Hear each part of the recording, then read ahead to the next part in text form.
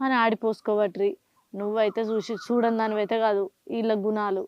ఆయన ఒకరి దగ్గరికి నల్ల అని పోడు, ఒకరి దగ్గరికి తెల్ల అని పోడు. ఆయన లేతే ఉసమైందో మళ్ళీ అత్తే కొంపైందో తెలియని ముచ్చటైతే కాదు.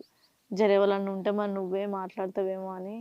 నాకు సంపత్ గాని గురించి తెలియదా అనే రాజుని ఎంత మంచోడని. అయితే కానీ మరి మొన్నెన్నడో మా పెద్దమ్మ వాళ్ళ బిడ్డకి పెళ్లి చేస్తా అన్నది. పిల్లగాడు మంచోడు అయితే అయిపోయి నాకు జాబు గీవి ఏం అవసరం లేదని చెప్పింది. సరే అక్క, వాళ్ళతో మాట్లాడి ఏం ముచ్చటైనా మళ్ళీ నాకు ఫోన్ చేసి చెప్పు, లేకపోతే ఒక్క అడిగి ఇంటికన్నారా. సరే పోయి నువ్వైతే వాళ్ళ కుల్ల చెప్పు. ఎందుకంటే ఇప్పుడు చిన్నోళ్ళకి లగ్గమైంది, పెద్ద కాలేదు, మరి ఆయనకేమో అనుకుంటారు.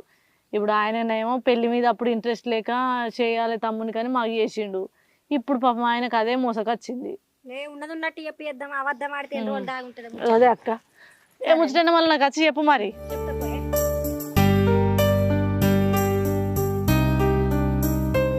రవణ రవణ చెప్పు. నమస్తే అన్న, బాగేనా? అంత బాగా గదే మా అన్నకు మొన్న సంబంధం